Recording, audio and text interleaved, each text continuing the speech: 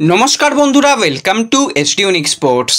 বন্ধুরা, এই মুহূর্তে কিন্তু বেশ কিছু ট্রান্সফার নিউজের খবর বেরিয়ে আসছে, যেখানে ইন্ডিয়ান প্লেয়ার বিদেশি প্লেয়ারদের নিয়ে আপডেট দেওয়ার সাথে সাথে ইস্ট বেঙ্গলের বেশ কয়েকজন হাই প্রোফাইল প্লেয়ারকে নিয়ে কথা বলতেই হয়। যেখানে ডিমি রয়েছে, যেখানে জিকসান রয়েছে, তাদের নিয়ে কি আপডেট রয়েছে, কাদের ছাড়ার পরিকল্পনা তৈরি হয়েছে ইস্ট বেঙ্গলের, সমস্তটা নিয়েই কিন্তু আমরা আলোচনা করে নেব এই ভিডিওতে। তাই ভিডিও শুরু করার আগে একটাই রিকোয়েস্ট, চ্যানেলে যারা প্রথমবারের জন্য এসেছো মনে করে চ্যানেলটাকে একটু সাবস্ক্রাইব করে নিও, তাহলে তোমাদের প্রিয় দলের খেলার সমস্ত আপডেট তোমরা এখানে পেয়ে যাবে। তো চলো আর দেরি না করে ভিডিও শুরু করা যাক। তো শুরুতেই যদি আমরা কথা বলি একটু ইস্ট বেঙ্গলকে নিয়ে, তো হাই প্রোফাইল সাইনিং হিসাবে কিন্তু লাস্ট ইয়ার আমরা দেখেছিলাম অনেক খরচা করে কিন্তু 32 বছর বয়সী গ্রিসের সেন্টার ফরওয়ার্ড পজিশনের প্লেয়ার ডিমিট্রিয়স ডিয়ামান্টাকোসকে নিয়ে আসা হয়েছিল, যে তার আগের সিজনে গোল্ডেন বুট জিতেছিল। কিন্তু এমন কি হলো, ডিমির এই সিজনে পারফরমেন্স একদম তলানিতে নেমে গেল। সেখানে বেশ কিছু কারণকে দায়ী করা যায়, কারণ ডিমি কেরালা ব্লাস্টার্সে যখন শেষের দিকে খেলছিল তার কিন্তু একটা ইনজুরি সমস্যা ছিল, এবং ইস্টবেঙ্গলে আসার পরও কিন্তু সে খুব একটা যে ফিট প্রথমের দিকে ছিল দেখে মনে হয়নি। তাকে বেশিরভাগ সময় রিহ্যাব করতে দেখা গিয়েছিল, এবং তার খেলার মধ্যেও কিন্তু সেই ঝাঁঝালো ব্যাপারটা ছিল না। বারবারই কিন্তু সহজ জায়গা থেকে গোল মিস করেছে, খুব একটা বেশি ডিমির কাছ থেকে আমরা পরিশ্রম করতে দেখিনি, এবং ডিমি ঠিকঠাকভাবে বল সাপ্লাই পায়নি বলে প্রচুর পরিমাণে মাঠের মধ্যে হতাশ হতেও আমরা ডিমিকে দেখেছিলাম। এবং ডিমিও বারবার জানিয়েছিল যে আমি ঠিকঠাক এখনও পর্যন্ত বল সাপ্লাই চাইছি না, আমি যেই জায়গাতে বল চাইছি সতীর্থদের সঙ্গে সেইভাবে বোঝাপড়া হচ্ছে না।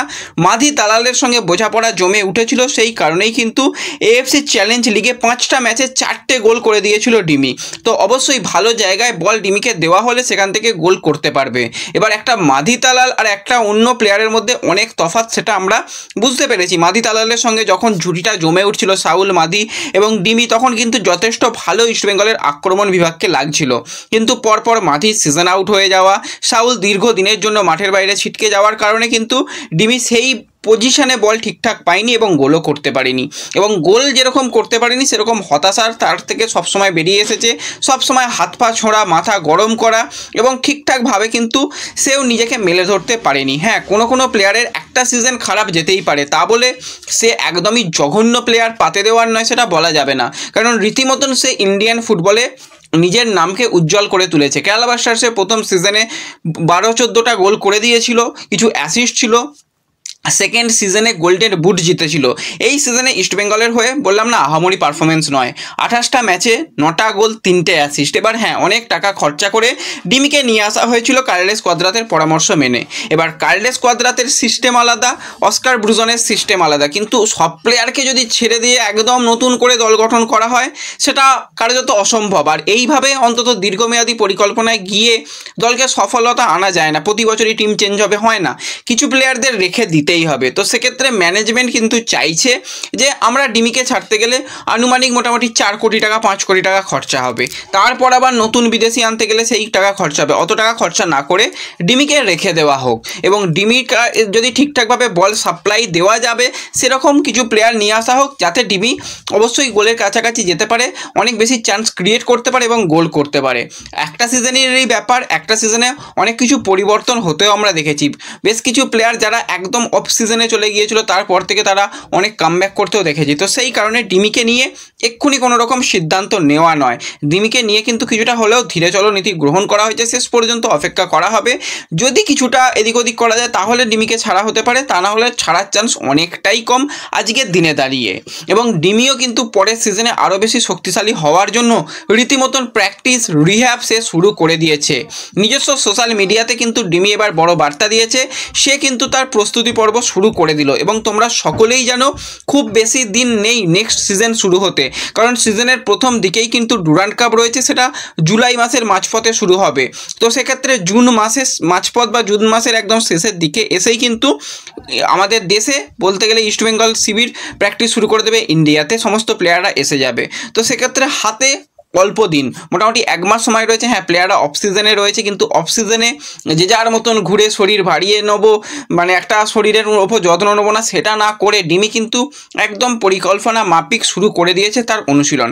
এটা দেখে যথেষ্ট ভালো লাগছে, এবং বেশ কিছু প্লেয়ার ন্যাশনাল ক্যাম্পে রয়েছে, তারাও প্র্যাকটিসের মধ্যে রয়েছে এবং যারা অফ সিজনে রয়েছে তারাও কিন্তু কেউ যে ঘুরে বেড়াচ্ছে, হ্যাঁ ঘুরে তো বেড়াচ্ছে, কিন্তু তার সাথে সাথে তারা প্র্যাকটিসের মধ্যেও রেগুলারিটি রয়েছে, সেটা কিন্তু আমরা দেখতে পাচ্ছি বেশ কিছু প্লেয়ারের সোশ্যাল মিডিয়া থেকে। তো ডিমিকে নিয়ে এখনই কিন্তু কোনো রকম সিদ্ধান্ত নয়, ডিমিকে নিয়ে সিদ্ধান্ত হয়তো শেষের দিকে আসতে পারে। তো এর সাথে সাথে যদি আমরা কথা বলি ইস্টবেঙ্গলের আরও এক প্লেয়ার জিকসান সিংকে নিয়ে, তো জিকসান সিংয়ের ক্ষেত্রেও গল্পটা একই। তারও কিন্তু কেরালা ব্লাস্টার্সে যখন ছিল সে ইনজিওর্ড ছিল, সেখান থেকে তাকে উড়িয়ে নিয়ে কলকাতায় চলে আসা হয়, সাইন করানো হয় এবং জিকসানকে ঠিকঠাক জিকসানের পজিশনে কোনো কোচই ব্যবহার করতে পারেনি, সেটা একদম পরিষ্কার। এবং জিকসান এতটা তার ডাউনগ্রেড পারফরমেন্স হবে আমরা কেউ আশা করিনি, এবং যে রীতিমতন ধারাবাহিকভাবে জাতীয় দলের সে ক্যাম্পে থাকতো তাকে জাতীয় দলের ক্যাম্প থেকেও কিন্তু এইবারে বাদ রাখা হয়েছে। তো তার পারফরমেন্স খুবই খারাপ হয়েছে, সেও কিন্তু প্রস্তুতি নিতে শুরু করে দিয়েছে, জিম সেশন ট্রেনিং সেশন কিন্তু জিকসান করছে। এবং জিকসানকে ছাড়া নিয়ে অনেকে জিজ্ঞাসা করছিল ভাই যে প্লেয়ারের 2028 সাল পর্যন্ত চুক্তি রয়েছে, যে প্লেয়ারকে 3,60,00,000 টাকা ট্রান্সফার ফি দিয়ে নেওয়া আসা হয়েছে, যার স্যালারি যথেষ্ট ভালো স্যালারি, তাকে ছেড়ে দেবে আর কোন দল তাকে নেবে? এটা সম্ভব নয়, তাকেও রেখে দেওয়া হবে। এবং পরের সিজনটা কিন্তু জিকসানের জন্য খুব বড় চ্যালেঞ্জ হতে চলেছে বলেই বোঝা যাচ্ছে। জিকসানকে রেখেই পরিকল্পনা তৈরি করছে অস্কার, এবং মাঝমাঠে যথেষ্ট ভালো কিছু প্লেয়ার এসে গেছে, যেখানে রাশিদের মতন প্লেয়ার, মাঝমাঠে মিগুয়েলের মতন প্লেয়ার, সেখানে জিকসানের সঙ্গে কিন্তু দারুণ দারুণ জুটি হবে। আমরা একটা সময় দেখেছিলাম ইভান কালুইজিনিকে, যার সাথে জিকসানের অসাধারণ মাঝমাঠে জুটি হতে, একজন হাই প্রোফাইল প্লেয়ার এবং মাঝমাঠে দারুণ খেলতে পারে, সেরকম কিন্তু রাশিদ মাঝমাঠ কিন্তু দারুণ খেলতে পারে। তো সেখানে জিকসানের সঙ্গে একটা ভালো জুটি হবে বলেই আমরা আশা করতে পারি। এবং এর সাথে সাথে ইস্টবেঙ্গলের গোলকিপার প্রভসিকান্ত সিং গিল, যার সাথে ইস্টবেঙ্গল এখনও একটা সিজন কন্ট্রাক্ট বাকি রয়েছে, তো গিলকে কি ছেড়ে দেওয়া হবে এই নিয়ে বেশ কথাবার্তা চালু হয়েছে। দেখো, গিলকে ছাড়ার কোনো রকম কথাই ওঠেনি। প্রথম কথা অনেকে জিজ্ঞাসা করেছিল, প্রথম কথা বলছি, এবার ইস্টবেঙ্গল কি নতুন কোনো গোলকিপার নেবে? ইস্টবেঙ্গল যদি নতুন কোনো গোলকিপার নেয় তাহলে রিজার্ভ টিমের প্লেয়াররা বলবে ভাই আমাদের ছেড়ে দাও, আমরা অন্য যে কোনো দলে চলে যাব, যে কোনো দলের অফার পাবে। কারণ ইস্টবেঙ্গলের রিজার্ভ টিমে আদিত্য পাত্রের মতন ধারাবাহিকতা মেনটেন করা একজন গোলকিপার রয়েছে। তার থেকেও যদি আমরা যুব দলের দিকে তাকাই, গৌরব সাউ ব্রিলিয়ান্ট গোলকিপিং, একজন বাংলার প্লেয়ার, একজন গ্রামের প্লেয়ার, এতটা ভালো পারফরমেন্স করেছে আমরা দেখেছি। একদম প্রত্যেকটা ম্যাচে নিজের সেরাটা দিয়ে খেলার চেষ্টা করে, এবং গোলকিপারের কাজ হচ্ছে তলা থেকে টিমকে লিড করা, সেই ক্ষমতা রয়েছে। ডার্বি ম্যাচে পেনাল্টি সেভ করা এবং টিমের মধ্যে একটা কিন্তু আলাদাই এনার্জি নিয়ে আসে গৌরব। তার উচ্চতা যেরকম রয়েছে সেরকম কিন্তু গোলকিপিংয়ের স্কিলও তার খুবই ভালো। তো সেই সমস্ত প্লেয়ারদের প্রমোট করা দরকার। হ্যাঁ, দেবজিৎ মজুমদারের বয়সটা অনেক বেশি হয়ে গেছে, একটা সিজনেরই ব্যাপার, তাকে রেখে দেওয়া হবে। এবং ইস্টবেঙ্গল কিন্তু 3 থেকে 4 জন গোলকিপারকে রিজার্ভ টিমে যারা গোলকিপার তাদের আস্তে আস্তে সুযোগ দিচ্ছে। কামারুদ্দিনের কথা বলতে হবে, তো তারা রয়েছে। এরপরও নতুন কোনো গোলকিপারের দিকে ঝোঁকাটা খুব একটা ভালো বুদ্ধি নয়, অন্তত সামনের সিজনে। তার পরের সিজনে সেটা পরে দেখা যাবে, যেহেতু গিল রয়েছে। এবং গিলের সঙ্গে উচিত আরও একটা সিজন বা 2টো সিজন কন্ট্রাক্ট এক্সটেনশন পর্ব সেরে নেওয়া, কারণ আর একটা বছরই কন্ট্রাক্ট রয়েছে। যদি কোনোভাবে গিল চায় সে দল ছেড়ে দেবে, তো সেক্ষেত্রে ফ্রি ট্রান্সফারেই পরের সিজনে ছেড়ে দিতে হতে পারে। তো সেক্ষেত্রে চুক্তি বাড়িয়ে নেওয়াটাই বুদ্ধিমানের কাজ। ইস্টবেঙ্গলের জার্সি গায়ে 63টা ম্যাচে কিন্তু তার 17টা ক্লিন শিট রয়েছে। এর আগে কেরালা ব্লাস্টার্সের জার্সি গায়ে 40 ম্যাচে তার 11টা ক্লিন শিটও রয়েছে। তো ওভারঅল গিলের পারফরমেন্স খুবই ভালো। বয়স 24, এখনও অনেক দিনের তার সঙ্গে চুক্তি বাড়িয়ে নেওয়াটাই বুদ্ধিমানের কাজ হবে। অন্তত 2টো সিজনে তো চুক্তি বাড়ানো উচিত বলে আমার মনে হয়। তারপর দেখা যাক, যা যা আপডেট থাকবে তোমাদের সঙ্গে পরে শেয়ার করে নেব। এবং এর সাথে সাথে যদি আমরা একজন বিদেশি প্লেয়ারকে নিয়ে কথা বলি, 26 বছর বয়সী মন্টেনিগ্রোর সেন্টার ব্যাকের প্লেয়ার মিলোস ড্রেঞ্চিচ, যার সাথে কেরালা ব্লাস্টার্সের এখনও একটা সিজনের কন্ট্রাক্ট বাকি রয়েছে। কেরালার জার্সি গায়ে এখনও পর্যন্ত 49 ম্যাচ খেলে নিয়েছে। সেন্টার ব্যাক পজিশনের সাথে সাথে সে কিন্তু একটা লিডারশিপ দেওয়ার ক্ষমতা রয়েছে।